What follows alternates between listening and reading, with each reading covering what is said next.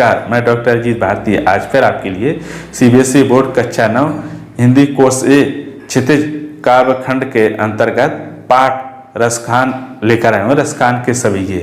तो आज हम बात करेंगे पाठ के प्रश्न उत्तर की। जो पाठ के अंत में प्रश्न अभ्यास दिए होते हैं, प्रश्न आपके पाठ पुस्तक की होंगे, लेकिन उत्तर हमने आपकी दृष्टि में रखकर स्वयं लिखे हैं। कहीं से कोई कॉपी नहीं की है, डाउनलोड नहीं किया, ना कहीं से कोई नकल की गई है। तो चलो शुरू करते हैं। नमस्कार, आपका स्वागत है सीबीएसई बोर्ड कक्षा 9 क्षितिज विषय हिंदी कोर्स आ काव्यखंड पाठ रसखान के सविये प्रश्न अभ्यास।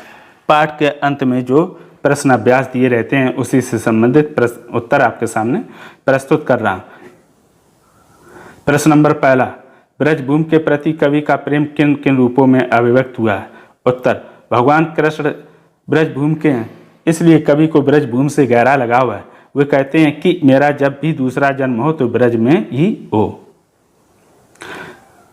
आगे कहते हैं, ईश्वर मुझे चाहे ग्वाल बनाए, पशु बनाए, पत्थर बनाए या पक्षी बनाए, वह हर हाल में ब्रजभूमि में रहना चाहते हैं।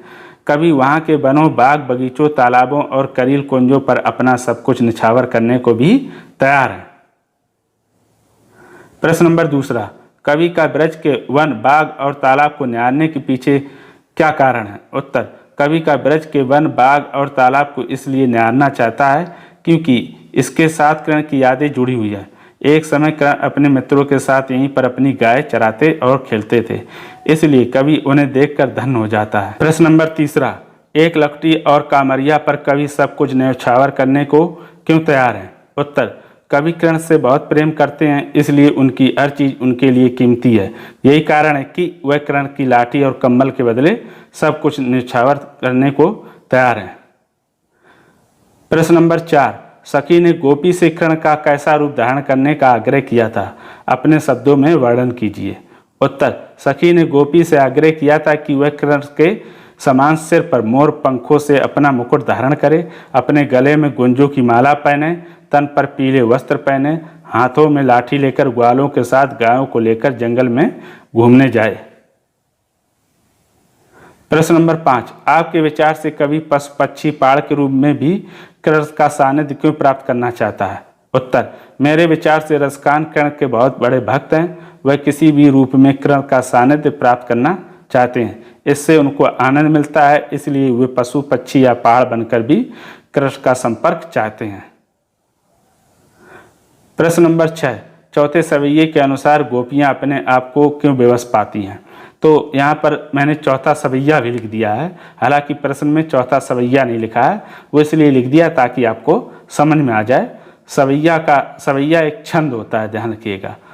कानन दय अंगुरी रैबो, जबही मुरली धुन मंद बजे हैं, मोहिनी तानन सो रसखान अटा चढ़ गोदन गए है पै गए हैं, टेर कहो सिगरे ब्रज लोगन, काले को कितनो समझे है, मायरी व मुख की मुस्कान समारी ना जय है ना जय है ना जय है।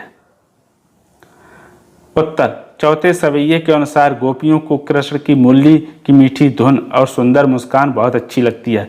कृष्ण का रूप अत्यंत मोहक है, उनका इन दोनों से बचना बड़ा कठिन है, इसीलिए वे कृष्ण के समक्ष विवश हो जाती हैं। प्रश्न नंबर 7, भाव स्पष्ट कीजिए। का कोटिक एक कल धौत के धाम करील के कुंजन ऊपर बारों। उत्तर, रसखान का ब्रज से इतना लगाव है कि वह ब्रज की कांटेदार करील की कुंजन पर करोड़ों सोने के महलों का सुख निछावर करने को भी तैयार है। भाव यह है कि वह सोने के महलों का सुख छोड़कर कर्ण की ब्रज भूमि पर रहना पसंद करते हैं। देखो, जो ये करील का झाड़ी है, ये कहाँ उगा हुआ? ब्रज में। तो रसखान कहते हैं मुझसे ज़्यादा तो ये करील का झाड़ ये भाग्यशाली है जो ब्रज में उगा हुआ है। कहते मैं तो करोड़ों सोने के महलों का सुख इस करील की झाड़ी पर अपना निछावर करता हूँ। अर्थात रसखान को भगवान श्री कृष्ण का ब्रज बहुत ही पसंद है, वो भी वहाँ रहना चाहते हैं। प्रश्न 7, भाव स्पष्ट कीजिए। खा मायरी व मुख की मुस्कान समारी ना जय है ना जय है ना जय है।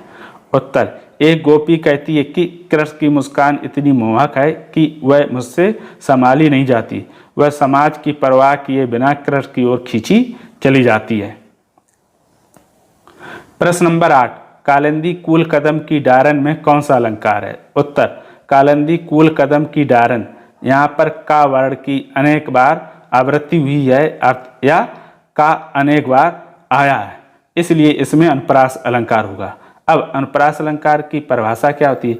जहाँ जिस काव्य में एक ही वर्ण की आवृत्ति एक से अधिक बार होती है, अथवा जहाँ पर एक ही वर्ण की आवृत्ति अनेक बार होती है, अथवा जहाँ पर एक ही वर्ण अनेक बार आए तो वहाँ पर अनुप्रास अलंकार होता है। देखो यहाँ पर का कितनी बार आया? 1 2 3 4, 4 बार आया, तो यहाँ पर कौन सा अलंकार होगा?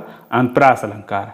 आगे प्रश्न नंबर 9, काव्य सौंदर्य स्पष्ट कीजिए। या मुरलीधर की अधरान धरी अधरा न धरोगी।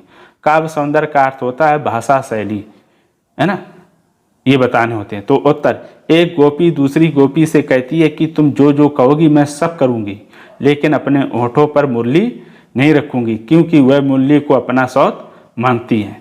देखो, गोपी कहती है कि तुम जो जो करती जाओगी तो मैं सब रूप धारण करती जाऊंगी, और रूप धारण कैसा? भगवान श्री कृष्ण जैसा, लेकिन मैं अपने होठों पर मुरली नहीं रखूंगी। क्यों? कहते हैं मुरली के कारण ही तो वो हमसे दूर रहते हैं, इसलिए दूसरी गोपी उसे क्या कहती है? वह हमारी सौत है। फिर आगे और दिया काव्य, हमने कविता दोबारा लिख दी है, दोबारा लिखने की जरूरत नहीं, समझने की दृष्टि से यहाँ लिख दिया। इस पद में ब्रज भाषा का प्रयोग हुआ, ध्यान किया कि सूरदास ने ब्रज भाषा का ही प्रयोग किया। और इसमें पहला, यहाँ पर मा, ला और रा वर्ण एक से अधिक बार आया है, इसलिए उक्त पंक्ति में अनुप्रास अलंकार होगा। दूसरा, अधरान शब्द 2 बार आया है और उसके अर्थ अलग अलग हैं, इसलिए इसमें यमक अलंकार भी होगा। देखो, अधरान और फिर अधरान, ये 2 बार आया। एक का अधरान का अर्थ है होठ, और दूसरे का है अधरान होठ ना धरना, यानी होठों पर ना रखना। तो इसलिए ये कौन सा अलंकार हो गया? अलंकार। इस प्रकार यह पाठ समाप्त हो गया। आशा करता हूँ कि यह वीडियो आपको पसंद आएगा। अगर पसंद आए तो चैनल को सब्सक्राइब, लाइक और ज़रूरतमंदों को शेयर अवश्य करें। आज के लिए इतना ही, धन्यवाद।